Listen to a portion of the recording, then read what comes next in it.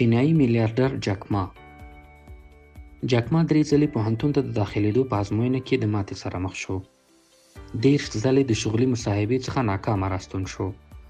د کی اف رستورانت لپاره د 40 مصاحبه کوونکو څخه یوازینی کس و چې مسترد شو.